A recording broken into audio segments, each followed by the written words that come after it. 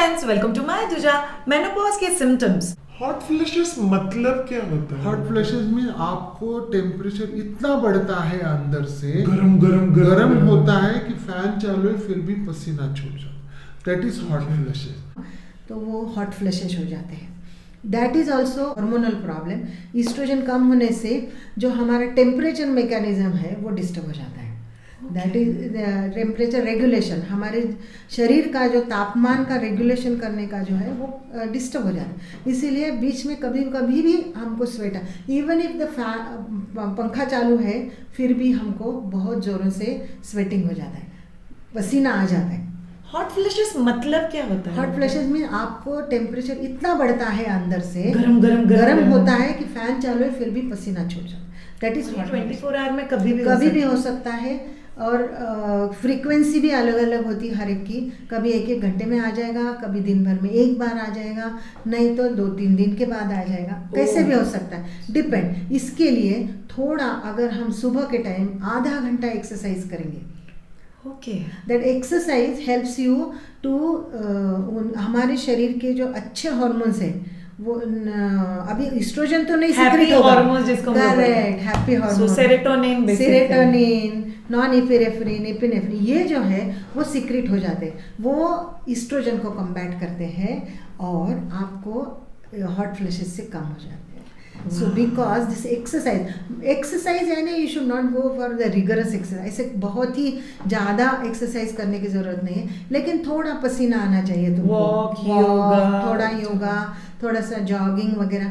C another advantage of exercise is when you walk, when you give pressure on your body, अपना body weight use करके हम exercise करते हैं। आप दूसरे वेट्स लेके करने की ज़रूरत नहीं है, लेकिन वो क्या होता है, that helps you to secrete more calcium from your bone. Pressure bones पे चला जाता है।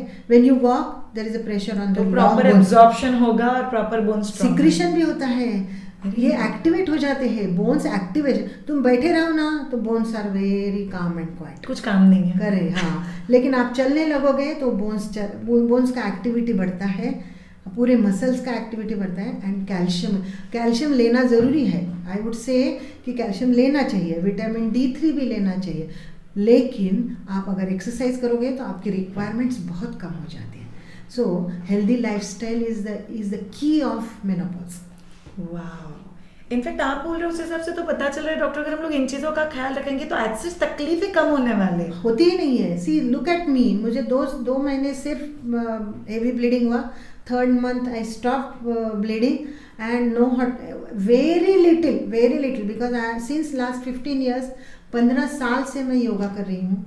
15 साल से मेरा रनिंग, साइकिलिंग, स्विमिंग, जैसे जैसे सीजन्स बदलते हैं, जैसे जमता है, जब भी जो मूड है सीजन्स के हिसाब से करते हो, और 5 kilometers ऑफ वॉकिंग। इसी से क्या होता है, आपको मेनोपॉज समझ में ही नहीं आता। मैं अभी 15 साल से मेनोपॉज में हूँ। What could be my age now? गलत पूछा। मैं अज्यूम कर सकती हूँ, इनका एक्सपीरियंस मेरे जितना है। सो मैं 35 years की हूँ। उनको डॉक्टर बनने के लिए अगर 20-25 साल तो आई थिंक आराम से उतना पढ़ाई होने तक लग गया होगा, तो 35 + 25 60। या I am 58, but yes, maths अच्छा है।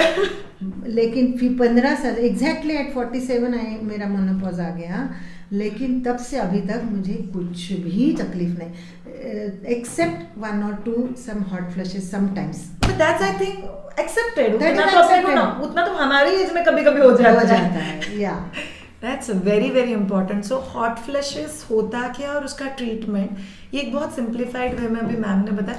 मैम, इसके लिए मेडिकल ट्रीटमेंट है अगर कोई डॉक्टर के पास आते हैं, और कभी जाना चाहिए डॉक्टर के पास? अगर ये ज़्यादा मात्रा में आ रहा है, ज़्यादा हो रहा है, आप हॉट फ्लैशेस ही होते हैं। अच्छा। सिर्फ स्वेटिंग, उसके साथ कुछ नहीं होता है।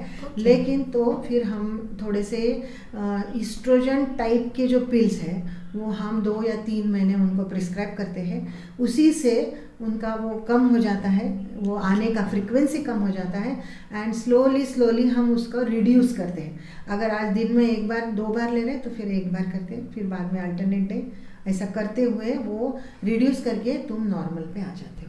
दैट 3 to 6 months का पीरियड जो है आफ्टर मेनोपॉज के, वो 6 महीने तक ही आपको थोड़ा ज़्यादा तकलीफ हो सकता है। Okay. एक बार वो टाइड ओवर हो गया, वो चला गया तो वो कम हो जाते हैं। फिर डॉक्टर अगर बॉडी को एस्ट्रोजन इतना ज़रूरी है तो मेनोपॉज के बाद अगर लेडीज कॉन्स्टेंटली एस्ट्रोजन लेते रहे तो सी हमारा जो एज बढ़ता है, हम क्या बोलते हैं, माइलस्टोन्स बोलते हैं। जैसे बच्चा पैदा हुआ, फिर वो रेंगने लगा, फिर खड़ा हो गया, चलने लगा, और धीरे फिर धीरे। हाँ, ये जो माइलस्टोन्स बोलते हैं, ये भी एक माइलस्टोन है हमारी ज़िंदगी में ग्रोथ के साथ। सो जो भी नेचुरली हो रहा है अपने शरीर में, उसको अगर हम उल्टा करने लगे, so it will create havoc in your body. अपने पूरे शरीर में सब डिस्टर्ब हो जाएगा।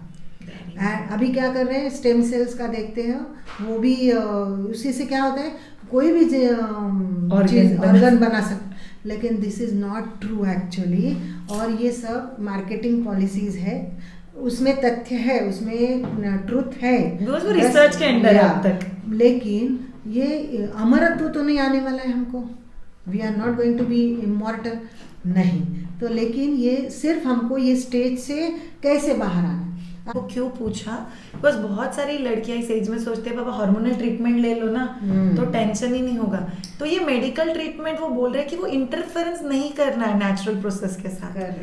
कहीं पे आपको जरूरत है उतना डॉक्टर बोले कि बाद 2-3 महीने मेडिकल एडवाइस के अंडर अगर आप लेते हो तो अलग बात है। 100% मैं लाया। Thank you so much, it means a lot. Thank you so much all of you viewers. पूरा सेगमेंट ज़रूर देखना।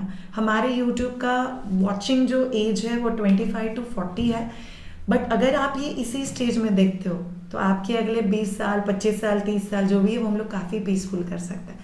So thank you so much, have a great time. Thank you for giving me the opportunity. Thank you so much.